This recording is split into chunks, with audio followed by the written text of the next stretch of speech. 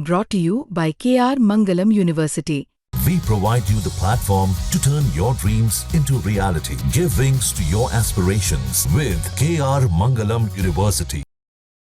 तमिलनाडु की सरकार और राज्यपाल के विवाद का निपटारा करके सुप्रीम कोर्ट ने बड़ा काम तो कर दिया, लेकिन तब शायद ये नहीं सोचा होगा कि जजमेंट बीजेपी, मोदी सरकार और यहां तक राष्ट्रपति को पसंद नहीं आएगा। राज्यपाल RN रवि ने स्टालिन सरकार के जो 10 बिल रोके हुए थे वो तो सुप्रीम कोर्ट के जजमेंट से पास हो गए। विपक्ष खुश भी हो गया, लेकिन सरकार को ये पसंद नहीं आया और इसको लेकर विवाद बड़ा बन गया है। एक और बड़े जजमेंट का बैकग्राउंड तैयार हो रहा है, जिससे नए सिरे से डिसाइड होगा कि राष्ट्रपति के अधिकार क्या है, राज्यपाल क्या कर सकते हैं और सुप्रीम कोर्ट की लिमिट क्या है। सुप्रीम कोर्ट के जजमेंट से जीतने वाले तमिलनाडु के सीएम स्टालिन ने 6 दिन पहले राष्ट्रपति के सुप्रीम कोर्ट से जवाब मांगने यानी प्रेसिडेंशियल रेफरेंस पर ऐतराज जताया था। अब राहुल गांधी भी पहली बार इस विवाद में कूदे हैं। स्टालिन ने जो ऑब्जेक्शन किया उसी को शेयर करते हुए राहुल गांधी ने प्रेसिडेंशियल रेफरेंस को डेंजरस असॉल्ट ऑन फेडरलिज्म यानी संघवाद पर खतरनाक हमला बताया है। प्रेसिडेंशियल रेफरेंस पर राहुल गांधी ने ये लाइन ली कि मोदी सरकार राज्यपाल का इस्तेमाल राज्य सरकारों की आवाज दबाने और चुनी हुई सरकार के रास्ते में बाधा खड़ी करने के लिए कर रहे हैं। राहुल गांधी ने ऐसा एक्स पर लिखा नहीं, लेकिन लिखने का भाव ये है कि राज्यपाल या राष्ट्रपति के पॉकेट वीटो के पक्ष में वो नहीं है। सुप्रीम कोर्ट से राष्ट्रपति ने जो कुछ पूछा है वो राज्यों को कमजोर करने वाला है। राहुल गांधी ने सीधे प्रेसिडेंशियल रेफरेंस या राष्ट्रपति को लेकर कुछ नहीं कहा। उन्होंने उस लंबे पोस्ट पर रिएक्ट किया जिसमें स्टालिन ने सरकार को घेरा कि उसने प्रेसिडेंशियल रेफरेंस कराया।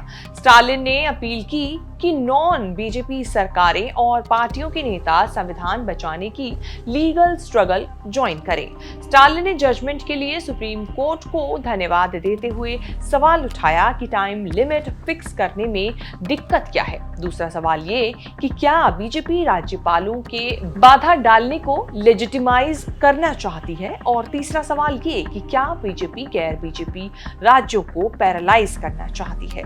राज्यपाल के विवेकाधिकार की लक्ष्मण रेखा निर्धारित करते हुए सुप्रीम कोर्ट के जज जस्टिस JB पारदीवाला और जस्टिस R महादेवन की बेंच ने 8 अप्रैल को जो जजमेंट दिया उसके लपेटे में भारत के राष्ट्रपति भी आए। राष्ट्रपति के पास भी विवेकाधिकार है, जब चाहे तब फैसला देंगे। राज्यपाल की हद बताते हुए सुप्रीम कोर्ट ने राष्ट्रपति के लिए भी टाइमर लगा दिया। कहा कि राज्यपाल और राष्ट्रपति को बिल पर 3 महीने में फैसला लेना होगा। इसी फैसले को लेकर सरकार वर्सेस सुप्रीम कोर्ट शुरू है। 14 मई को राष्ट्रपति द्रौपदी मुर्मू की ओर से 14 सवालों पर सुप्रीम कोर्ट से जवाब मांगा गया है। राष्ट्रपति चाहें तो सुप्रीम कोर्ट से राय मांग सकते हैं। चीफ जस्टिस की शपथ लेते ही CJI BR गवई तक पहुंचा ये प्रेसिडेंशियल रेफरेंस वाला मामला, जिस पर कम से कम 5 जजों की संविधान बेंच बनाकर राष्ट्रपति को बताने के लिए फैसला लेना होगा। सुप्रीम कोर्ट क्या फैसला करेगा इसका अनुमान लगाया नहीं जा सकता। ये जरूर है कि एक स्टैंड लेना होगा, या तो 8 अप्रैल के जजमेंट को पलटना होगा या कहना होगा कि राष्ट्रपति और राज्यपाल पॉकेट वीटो के नाम पर बिल लेकर अनिश्चित काल के लिए बैठ नहीं सकते। रेयर इस्तेमाल होने वाले आर्टिकल 143 का इस्तेमाल करते हुए राष्ट्रपति द्रौपदी मुर्मू ने प्रेसिडेंशियल रेफरेंस चीफ जस्टिस के पास भेजा है। वैसे तो सारे 14 सवाल बड़े और जरूरी हैं, लेकिन सवालों में मास्टर सवाल ये है कि क्या राष्ट्रपति का विवेकाधिकार को कोर्ट में चैलेंज किया जा सकता है। क्या कोर्ट राष्ट्रपति के विवेकाधिकार के प्रयोग के लिए समय सीमा निर्धारित कर सकता है। क्या कोर्ट राष्ट्रपति या राज्यपाल की संवैधानिक शक्तियों को संशोधित या रद्द कर सकता है। Justice JB Pardiwala, justice R Mahadevan की बेंच के जजमेंट में जो विवाद दिए गए उसी से सवाल निकले।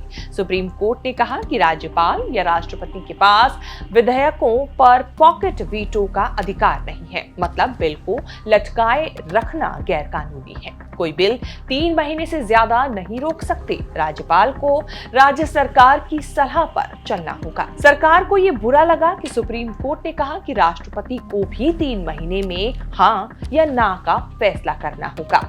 आर्टिकल 201 के तहत राष्ट्रपति के निर्णय की न्यायिक समीक्षा हो सकती है।